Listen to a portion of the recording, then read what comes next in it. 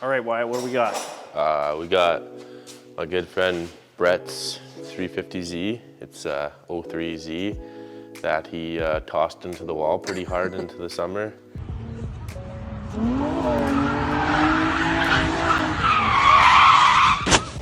Yeah,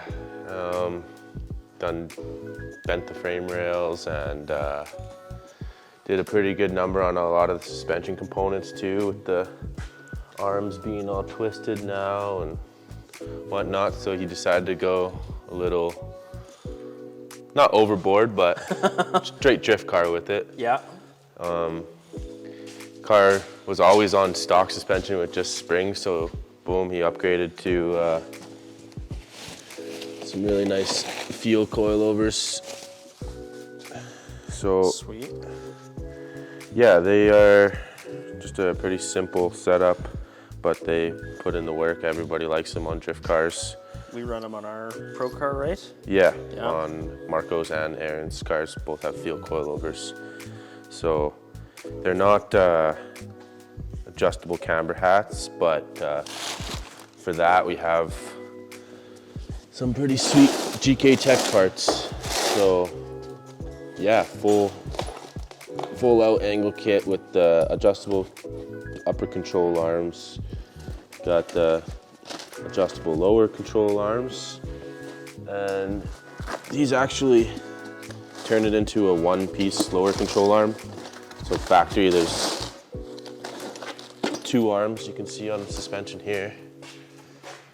1, 2. Yeah.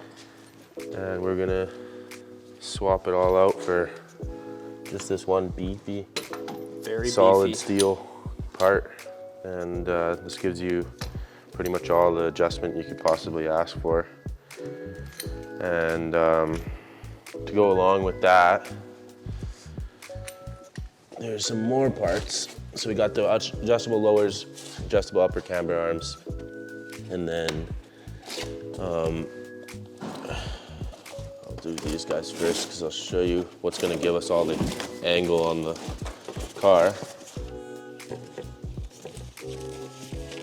Is these big dads right here. Big boys. So yeah, solid steel, really nicely made and designed to replace this whole upright right here. This changes the pickup point on the tie rod, which ends up bringing the wheels a lot more angled, give you some nice drift stance as well. All this is actually going to push the wheels out as well, give you that good Yeah. beefy stance in the front. Drift car stance. Yeah, and then when you're getting this much more angle, you actually need to extend the tie rods or buy some longer ones, one-piece inner tie rods that are much longer than factory. These guys are again gonna bring that wheel way more angled. And then these are just some offset racks, spacers. Just when you lower a car, your tie rods end up sitting like some bird wings, but these straighten them right out. Makes the feel a lot better. Sweet. Yeah, we'll get started on all this.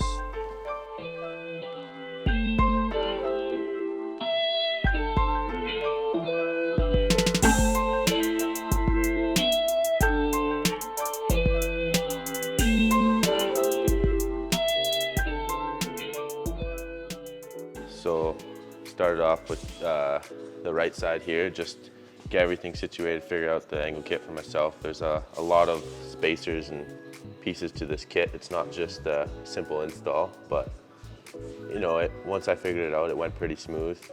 Right now I have just one washer in the bump stop, and currently this is what the angle is looking like. Hopefully with the tie rods installed and everything, they can stay about this much. Quite a bit more than stock. Yeah. Yeah, so to set all the arms up, they give you a nice little sheet. kind of giving you rough measurements of what the arm should be set to just right out the box. So yeah, I set the upper and lower control arm to those lengths. They have the set lengths here, and what's that? We'll do the next side. So you can actually stack these washers side to side. There's 4 on each pillow ball joint right now, and that actually adjusted your caster forward or back. So on this application, like, Z's have quite a bit of self-steer, and we haven't tried the kit out ourselves yet, so we're just going to run it with the 2 small ones and 2 big ones on each side, and that's supposed to be equivalent to factory caster. So yeah, I just got the dust boots installed and the washers installed, and we just slide them in. Here it's kind of difficult, but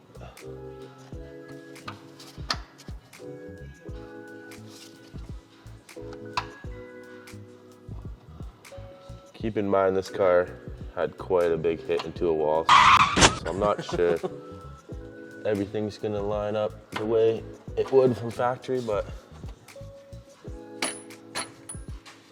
looks like I was able to slide this upper in without any crazy manipulation.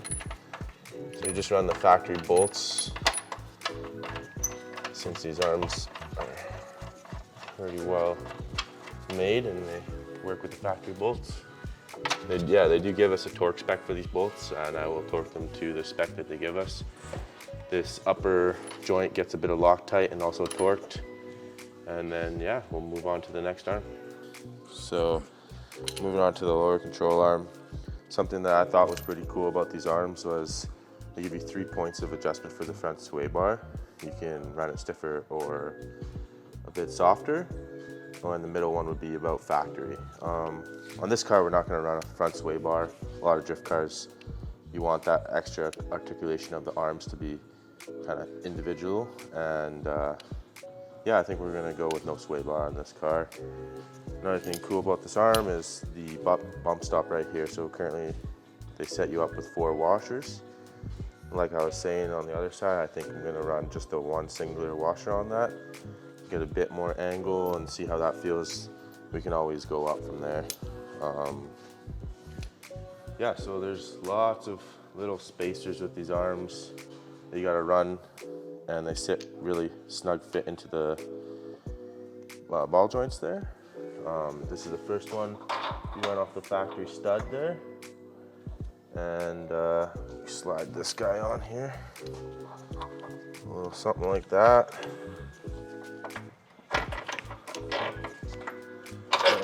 Oh. So yeah, we'll slide the first spacer on. This guy will sit something like that. Right onto the subframe stud.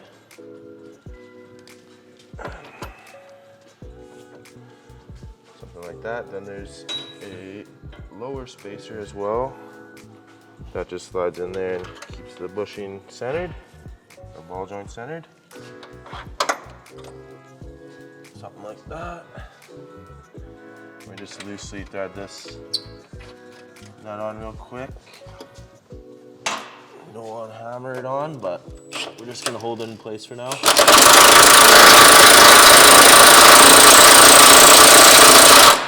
Okay, that looked bad because that was kind of rough threads there.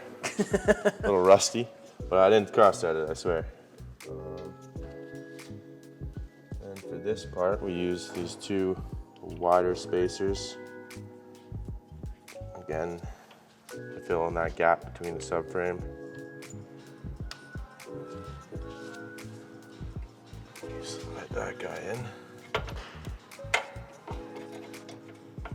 There's little alignment tabs on the subframe itself.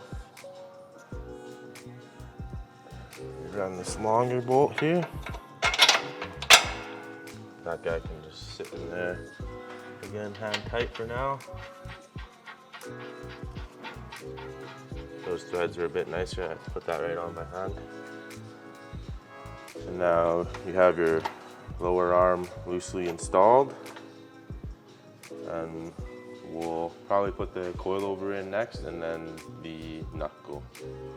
So to go along with this pretty high quality Gktech angle kit, we got some high quality feel coilovers.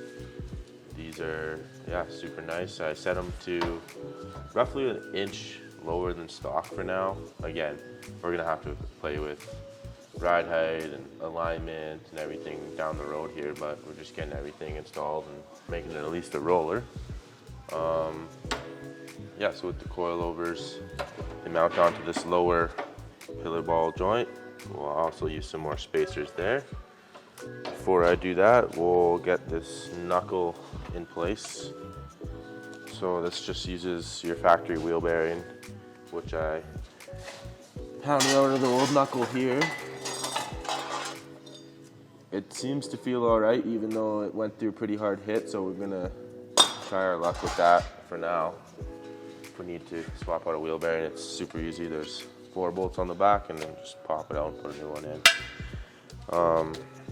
Yeah, so on the lower control arm, what replaces the factory ball joint on the knuckle is this sleeved shaft here. It has kind of a cone on it to make it sit at an angle in here. Don't know the exact reasoning for that, but that's how they have it, and you end up having it angled inward towards the chassis of the car. Yeah, so we'll slide this guy on here if he wants to go at one point, like that. Again, just loosely thread our nuts on for now. So I'm gonna have to tighten this all as one unit to get those spacers to line up the way they want them to. We'll slip the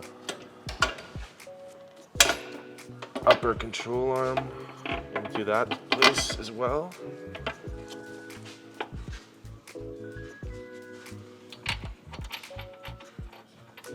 One thing I forgot to mention about these upper control arms, so when you're actually using a super lock angle kit that Gktech sells as one unit with this upright, they want you to run the right side control arm on the left side and the left side on the right side,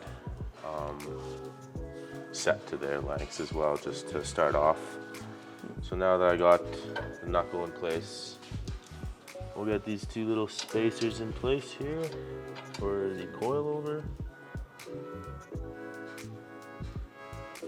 And this bolt only goes in one way. Let's see, it'll catch its head on that side, so you actually have to, and that's how it is from factory, but we'll put it through from the back. Avoid that part of the control arm.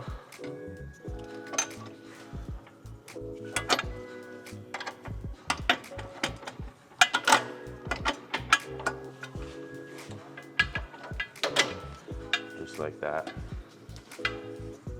We'll get our inner tie rods on and our wheel bearing, and she'll be complete again. Sweet.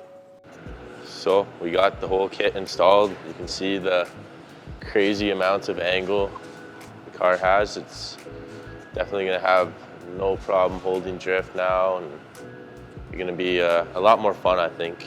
Other than that, some notes about the kit: they give you some extended tie rods that I actually had to cut down to size.